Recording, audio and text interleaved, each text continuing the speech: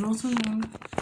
Bonjour messieurs, dames, mesdames et messieurs, et autres genres, binaires, non binaires, humains, non humains.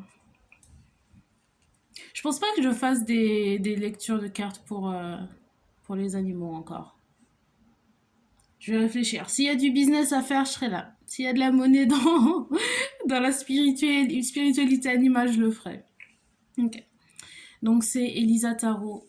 C'est ma première lecture de cartes pour le grand public. Je fais mes lectures de cartes personnelles pour moi en anglais. Donc dans ma tête, je lis les cartes en anglais. Et là, du coup, je vais faire un effort pour les lire en français. Voilà, il y en a qui vont être en mode oh, est bilingue. Oui, d'accord, on est bilingue ici. On a travaillé dur à l'école. On a eu des 20 sur 20 en anglais. Voilà. Non, mais j'ai vécu à l'étranger. J'ai vécu en Australie. Du coup, j'ai juste pris l'habitude de parler dans ma tête en anglais, de faire du tarot en anglais. Donc là, je vais faire un effort pour faire en sorte que ça soit compréhensible pour tout le monde. Et je vais commencer avec une lecture pour les poissons. Parce que je suis de signe soleil poisson. Et c'est là où j'ai Vénus aussi en poisson et Mercure en poisson. Donc c'est là où ma sensibilité réside. Donc je commence pour vous mes poissons, les préférés. Ok, donc ça va être une lecture. On va commencer par travail, business, les sous, les gros sous, le plus important bien sûr. Et puis on fera une lecture amoureuse, romantique, relationnelle par la suite. Comptez le tout 15 minutes et 35 secondes. Chronométré bien sûr. Ok, let's go. Donc pour les poissons en business, le boulot, poisson, boulot, poisson, boulot, poisson, boulot, poisson, boulot, poisson, boulot, poisson. Oh. Chariot, le char. Donc c'est de bon augure. Qu'est-ce qu'on a ensuite? Le 10 de bâton. 10 de bâton. Ensuite, l'as de bâton et le valet de bâton. Donc moi, ce que je vois, c'est que c'est un peu une lecture à l'envers. On commence par le chariot. Donc le chariot, ça va être... pour moi, c'est une victoire. Victoire dans le sens où le résultat peut être que bénéfique, que positif. Il y a beaucoup de bâtons, donc c'est-à-dire qu'il va y avoir de l'énergie. Il va y avoir de l'énergie, du dynamisme. Comment dire, beaucoup de... d'énergie de feu, quoi. On est chaud. Et donc, le char, ça va être l'ambition, les yeux fixés sur le résultat, sur la réussite. Donc, le 10 de bâton, c'est... ça peut être des efforts un peu pesants, mais pour moi, le 10 de bâton... Je vous montre mes cartes, quand même. Donc je travaille avec le tarot del Fuego, le tarot del Fuego qui a été illustré par Ricardo Cavolo. Super artiste, très belle carte, super jolie, plein de couleurs. Et j'adore la carte du char. Je sais pas si vous la voyez bien. Donc du coup avec le tigre, le renard et puis le roi comme Is that where we going? C'est par là qu'on va? Oui, monsieur. Donc, du coup, je sais pas, c'est une carte qui est vraiment avec plein de rouge, orange, juste la passion, beaucoup de passion. Donc, on va vers quelque chose qui nous passionne et puis on est motivé, quoi. Et donc, du coup, le 10 de bâton, on va être sur, comme je l'ai dit, des efforts un peu pesants, mais qui payent. Qui payent. Vous savez, c'est genre... comment dire? On n'a pas d'omelette sans casser des œufs. Non que ça soit une chaîne YouTube de cuisine, mais pour moi, c'est les efforts qui payent pesant, mais c'est comme quand on va à la salle et qu'on rentre chez soi avec les cuisses qui brûlent. C'était chiant, ça fait mal, mais on sait qu'on va avoir le summer body bien musclé et galbé. L'as de bâton.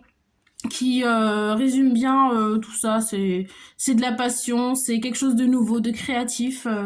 Et puis le valet de bâton, qui est pour moi, comme le personnage est tourné de dos, donc qui va dans une grotte ou qui voilà, ça c'est une grotte sombre avec des un peu ça fait peur, qu'est-ce qu'il y a quoi, mais qui va de façon absolument téméraire, prête à casser des gueules si besoin et puis éclairée par la passion personnelle. Donc pour moi les poissons là ça va être là on va vers quelque chose de nouveau, quelque chose de puissant, qui nous motive. C'est super positif pour le côté professionnel.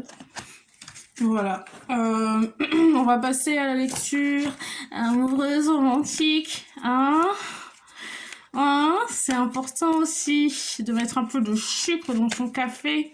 Alors, une relation amoureuse. Est-ce qu'on fait relation amicale aussi? Non, plutôt amoureuse. Hein? Les amis, ça va, ça vient, faut pas s'en faire. L'amour, c'est important. Non pas qu'il n'y ait pas d'amour dans l'amitié, mais quand même. Donc, relation amoureuse pour les poissons. Poissons, relation amoureuse. On commence avec... Ouh, le 9 d'épée. Quoi d'autre? Relation amoureuse pour les poissons. Relation amoureuse pour les poissons. Relation amoureuse pour les poissons. Alors, le roi d'épée. Alors, on n'était que sur des bâtons pour la lecture professionnelle. Là, on part sur des épées, des épées, des épées. Donc, les épées qui sont signe R. Donc, ça va être sur la communication, l'intelligence, l'intellect. Mais ça peut être aussi la souffrance pour moi. Alors, souvent, les épées, c'est la souffrance. On a la carte de la force. Quoi d'autre? Numéro 11. Numéro 11, pour moi, c'est 1-1, donc c'est une épée encore. Hein.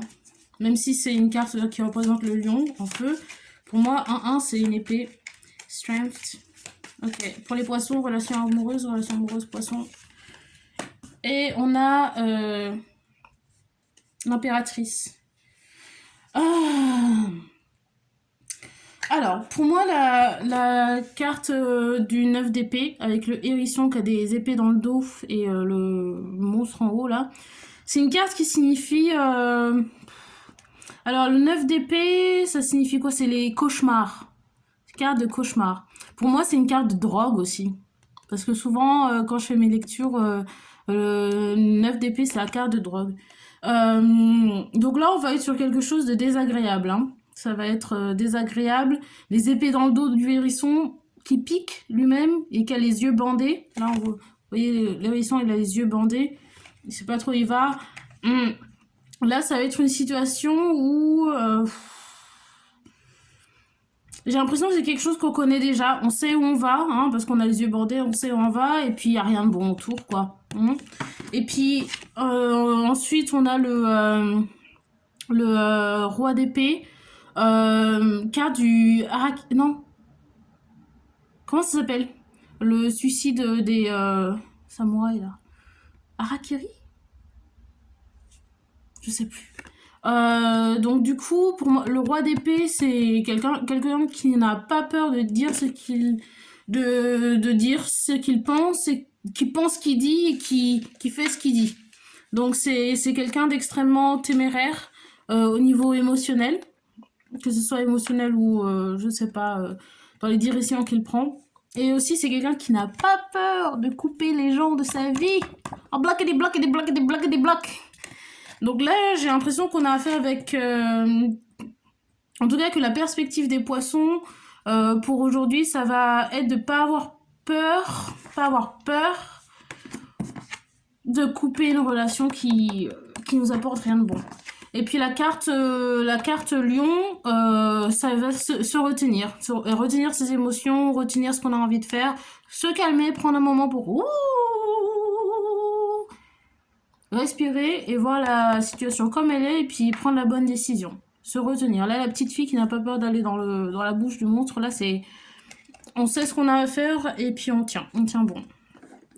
Et puis la carte de l'impératrice... magnifique carte. L'impératrice, c'est une personne qui sait ce qu'elle vaut et qui n'a pas peur de prendre ce qu'elle mérite. Donc là, on va être dans une progression assez linéaire.